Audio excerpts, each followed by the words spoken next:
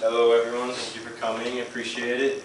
As you know, well, most of you should know, we were doing this for a class. This is ES 460, it's a practical and personal fitness, personal training technically. My topic is the rubbish of the fitness world finally cracked. And the reason why I really want to do this topic is we did 8 hours, both me and Jason, for around the disc and observing and doing different tests. And I really observed people that would just like do one thing at the gym and wouldn't focus on other things, and such as there was a woman or young lady, I should say, will go to cardio and they would just be cardio the whole time. I was there the whole time. They just switched between different machines and would never pick up a weight. I was just like, thought this was crazy. I was like, why wouldn't you do this? I know obviously they wanted to lose weight or something like that. That's what they seemed like to go with. I asked a few questions as they walked by.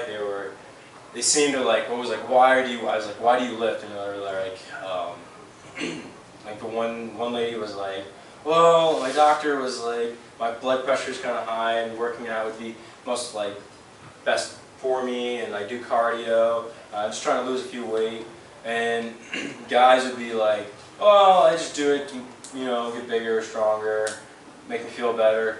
And I thought this was interesting because, from my opinion of personal training, I mean, I eat well and eat right to feel better, and then I work out to physically look better. And I thought this was like, I don't know, more universal for everyone. So I went up and looked up a bunch of myths and asked a few people, and this is what I came up with. So the rubbish of the fitness world and somewhat cracked, because obviously the fitness world is full of myths and it's so sad. So just an overview. The fitness world, there's no shortcuts. I mean, eating right, lifting, it's a fact. There's no shortcuts besides one, which I'm going to get to the next slide. But here's like a few of the things I'm going to go over today. Weight training will make women bulky. Squats are bad for your knees. If you want to lose fat, work out more. Cardio is more important for fat loss than weight training. And if you do not feel like crap after a workout, you didn't work out hard enough. So, yes. Like I said before, there's no shortcuts except for steroids. But obviously from just the neck down, brain cancer, depression, violence, behavior, yelling of eyes, lots of side effects. So, I think that's all. First part, muscle turns into fat. Muscles don't actually turn into fat. They're different body tissues, and it's not physically possible for one to change into another. So, however, if you stop working out, your muscle mass will reduce. So, a reduction of activity and loss of muscle mass will actually mean reduction in your basal metabolic rate, and this will lead to weight gain and fat storage, which is obviously how you start gaining. If you stop exercising and continue to eat the same amount, you obviously put more fat on. Step science. Number 2, squats are bad for your knees. I just hate this dramatically. Squats are a great workout, and they're actually good for your knees. The most problem with this, I just wish it would die. And it's all about form and technique. Anything is bad for you if you do the wrong technique. I mean, just like off squats, I mean, obviously you want your head up, back tilted, back straight, and then not going beyond certain levels. 90 degrees, most things don't go by 90 degrees. Obviously there's always exceptions, but most likely we don't recommend it. But like I said before, I just really hate this myth, and it's not true. And you can do a great job at squatting. I mean, it's a great quad workout, and I really wish it would die. But let's go on. Scale versus circumference. Out of the way. Anybody think this is, understand what this means? Obviously, besides the people that are in our class. Britt, you're not in our class. Scale versus circumference. What do you think this has to do with like a myth or anything like that? Any thoughts? Okay. I'm not in your class, I'll guess. Yes. Because I don't know. You don't know? My guess is you're saying that people care more about their weight and the number on the scale than they care about their body measurement. Perfect. That's what I was going to say. Context clues. Weighing yourself is the best way to measure your progress. Complete myth. I mean, it's not a complete myth, obviously, your weight goals and all that, but short-term goals, wouldn't it be easier to see circumference loss? You're measuring your hips and your waist, you're going to see gradual decreases, obviously, and you're going to just prefer to lose inches quickly and you see results and stay motivated than when you step on a scale and just see the same results for the first 6 to 8 weeks, because it takes about that long for your body to start changing and to see results. So I would actually love to see people start measuring circumference and seeing like body parts. It's not even just about like hips and waist, because obviously male and females, but biceps and triceps, quads. I mean, you can circumference everything for like muscle growth, not just loss. I mean, it's a better way for short term than just stepping on a scale every week and being discouraged because you don't see the same amount of weight you want to see. So, here's a pretty good one. Sweating equals fat loss. And people believe that the more sweat, the more fat I'm losing. Not true. I'm sorry. It's sometimes perceived that, like, I mean, the more burning you, like, the more you're fat, like, you're burning more fat because you're burning more calories. But overall, you're just losing fluid. And the great thing about this, I mean, you just need to replenish your fluids. I mean, if you're working out for more than 90 minutes, you can start doing, like, electrolytes, Gatorade, and stuff like that.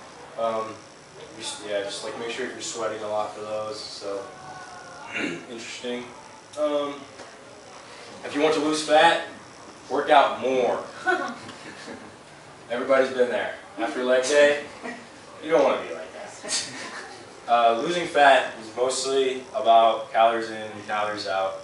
The more you, obviously, you work out more, but you're going to end up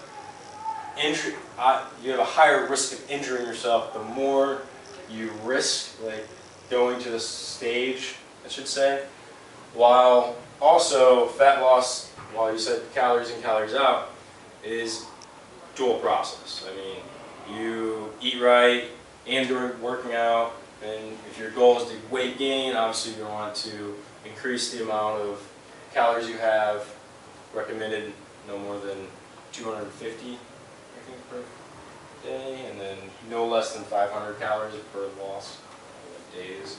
500 calories, I'm kind of confusing you, but more or less when you're doing calories in and calories out, you don't want to, your daily intake, you don't want to drop more than 500 because this becomes unhealthy, and you don't want to increase more than 250.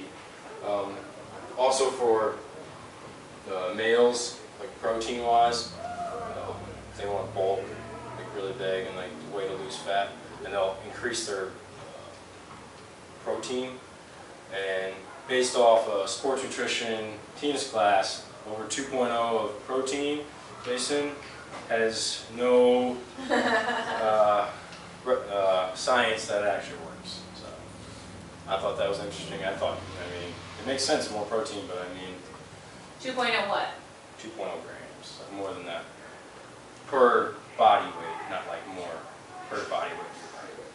So, continue. Cardio is the most important exercise for fat loss. Obviously, that's what I was saying earlier. I just go to the gym to do my observation hours. And I just see women just on the treadmill, guys just working out. They don't do any other things. Women need resistance training, strength training. It will actually increase the amount of metabolic muscle raise. Like your muscles will they're more metabolically active. So when you put more muscle on, so every pound you put on, you'll actually start burning 11 to 15 calories more just by your basal metabolic rate. So I'm just saying, like, it's a great way to increase, like, you need to do everything. It's not, you can't just do cardio and expect to see results quickly. So also a myth is the most important. It's a combination of everything. Then cardio versus strength, obviously. Spot reduction. We just talked about this today in class, which was really ironic. Not true if you just keep doing abs in one area. Majority of women want to lose weight, or guys want to lose, like, in their stomach, stuff like that. They'll just target one area, but it's obviously a mixture of everything. There's a mix of resistance, cardio training, plus eating right. There's no shortcuts, no shortcuts in fitness world, obviously. Same things go with spot reduction. So everybody understand, like, spot reduction? So you can't just do abs, and do tons of sit-ups and expect to have a six-pack. It's not going to work. Like I said, you can't get a six-pack from doing loads of sit-ups. And why is this? Spot reduction. Because it doesn't work. I mean, you'll obviously strengthen your core, and it's a great way to do that. But if you have a layer on fat, like a fat above it, you're not going to see those abs, and that's where it comes in. Questions? Justin, you have a question? Don't you have a question? I mean, I'm thinking of one. Okay. So how you were saying the fat over the abs? How are you able? What kind of exercises can you do to reduce the fat? It's obviously fat, and it's calories in and calories out. Obviously, you can increase the abs, or actually 3 parts. So you need to work out each part, and then obviously calories in and calories out. Eating, changing your lifestyle, and that will increase. Obviously, you don't need that. So it's really a good question for you. Yeah, this is where, I mean, obviously I'm wrong because you just said this and you learned in the same class, and that's where, I mean, I think every myth comes from some truth. Right. But that's where, to me, like, I think spot reduction does work. But spot reduction works for a healthy person who's already fit. Therefore, you do more abs, you are going to get a six-pack. You do more bicep curls, you are going to enlarge your biceps. But if you're not healthy, let's say you're an obese person, yes, by doing sit-ups, you're not all of a sudden going to have abs because it's hidden under all of that. True. Obviously, there's, like you said before, there's truth in every myth and everything like that. Obviously, a skinny person has no fat, and he just keeps doing abs, he's going to start gaining abs because he's got that, doesn't have a layer. Right. So, but if you have that layer on top, you're obviously not going to get that six-pack in that scenario. But, I mean, it goes with other scenarios too, like biceps. You just keep doing curls and like that, not necessarily you're going to bulk.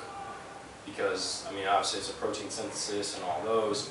And you will obviously tone those muscles, and it also depends on how you're working out your muscles based off of higher reps, low reps, higher weights, lower weights. And I just think, it's, like you said before, it's every truth. Okay. I mean,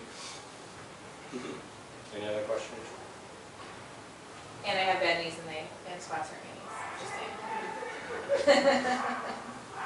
Obviously, if you're injured, it would be different. But, all right, Jason.